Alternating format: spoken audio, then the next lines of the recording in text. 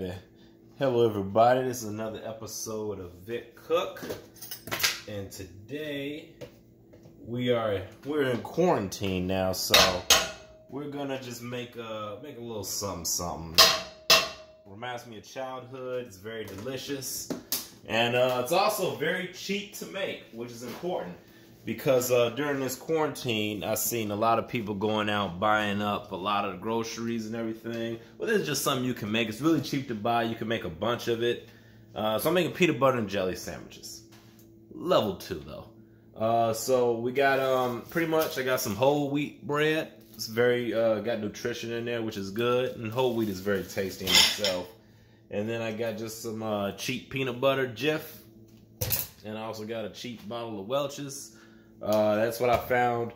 I can't give you the prices, but this stuff should be under $8 to get. I also got butter and I got some cinnamon. So we gonna make some magic in the kitchen on today's episode of Vick Cook.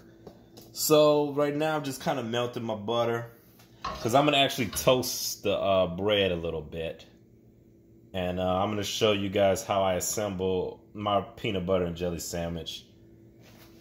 And then how I'm going to do this. So, alright, so now I got my butter fully, well, not fully melted, but I got it mostly melted. So right now I'm just going to add my bread. And I'm going to put it on medium heat. Now, I don't want the bread to be super toasty and crispy. I kind of just want it a little warm. So, what I'm going to do is get my 2 pieces of bread. And then make sure you put the twisty tie back on the bread, because that's important. So, I got enough butter. I think I'll leave this out in case I need some more, actually. So now I got it on medium heat. Now I'm just gonna throw my bread in there. There we go. And I got it, and now it's soaked in butter on that side, so I'm gonna throw it on the other side, so that also gonna get a little butter on that side. And then I'm gonna hit it with a little bit of cinnamon. Not too much, just a little bit.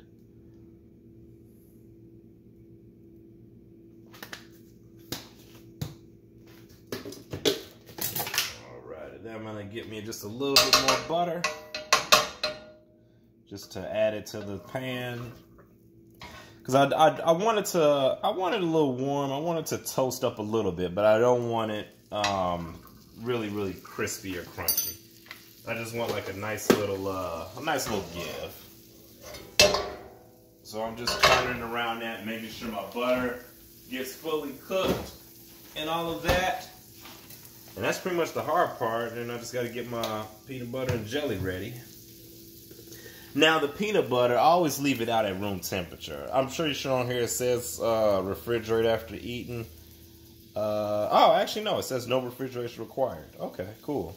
Because I don't refrigerate peanut butter because I like it to be room temperature because it's easy to spread and it's easy to take it out of the, it's easy to spread. If you put it in the refrigerator, it gets all super hard, and then it's hard to spread it, and then you kind of rip the bread as you're doing it.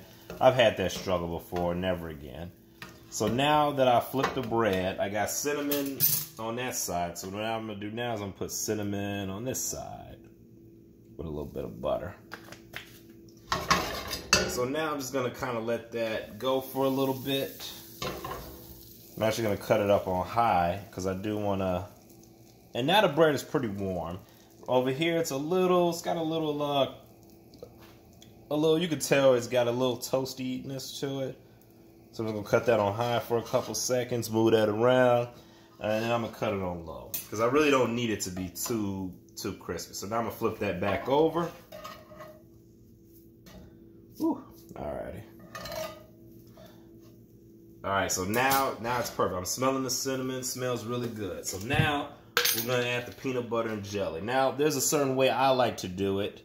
I'm going to show you. It really doesn't matter, but I usually go with the peanut butter first. You know, the sandwich is called peanut butter and jelly. not jelly and peanut butter. So I add the peanut butter first. And right now I got my heat on low because I don't want to cook it as I'm spreading it. And pretty much I spread. Now, a lot of people, I've seen videos of people making peanut butter and jelly, or I've, you know, grew up and seen or heard people do it. A lot of people like to do peanut butter on one, jelly on the other. Nothing wrong with that. But I like to do peanut butter on both because peanut butter kind of spreads really thin. And so if you want the right ratio, then you can actually have a good